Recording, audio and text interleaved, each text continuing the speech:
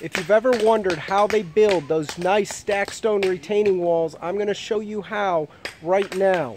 It gets started with a concrete foundation. So what we've done here is to adjust for the elevation change. This wall begins at the corner of the house. It's about 5.5 feet tall.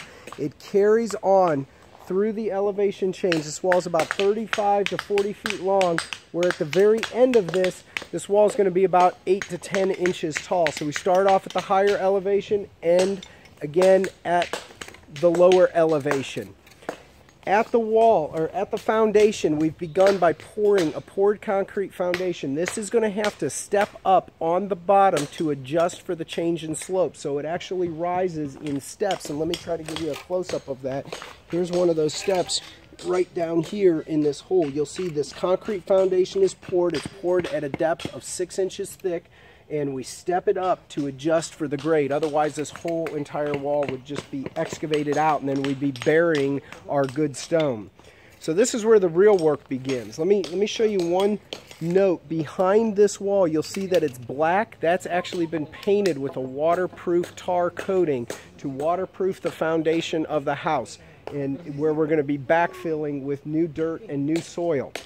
We set the skeleton, or the shell, the structure of this wall is out of concrete masonry units, or cinder blocks, 8 inch by 8 inch by 16 inch.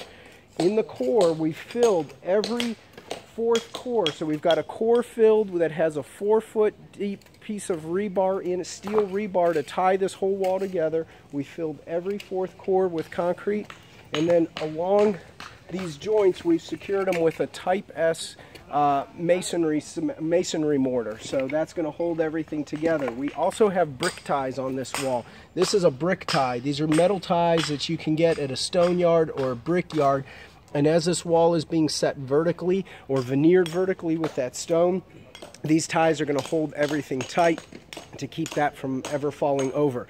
But here's where the real work begins. It's this. What's going on behind me is these masons are chipping the stone. Not just some of the stones, every single piece of stone. This is the detail work that goes into making a wall look just crisp and beautiful. And I'm going to show you a section of it that's already been finished right here behind me. You can see the face of these stones are all hand chipped. It just gives it a much nicer finished appearance than taking the stone rough off the pallet and trying to build a wall with it. Here's an example of a hand-chipped stone. It takes about maybe 10 hammer hits per stone, but really these guys are going to be sitting out here for a couple of days doing nothing but chipping stone, and then this stonemason is going to be doing nothing but setting it vertically. So let's talk quickly about how we do that, how we set that vertically. And here's just a really cool shot that I can give you. You see we've got these wood boards set up. These are guides for us. We set a string line that's set approximately 5 inches off of the face of the wall. We're doing what's called a dry stack. In a dry stack, we're going to put the mortar behind the stone, but we actually don't want the mortar coming in between the joints of the stone. We want to show off the stone veneer itself without having mortar squeezed out.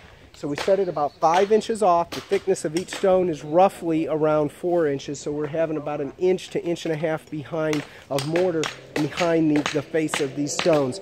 So the mason set up this string line, and this serves as a guide. There's another yellow string line down here that you'll see. This is our plumb guide, our vertical guide. So off of this horizontal string line, we'll set a vertical string line, and this keeps everything square as we move up the face of the wall. And it's really noticeable when you don't do this. If you've ever seen a wall, you'll find really just wavy joints across the face of the wall, and that just looks bad when it's done. So setting these string lines allows us to stay horizontally level and vertically plumb, and that is how you build a stacked stone retaining wall.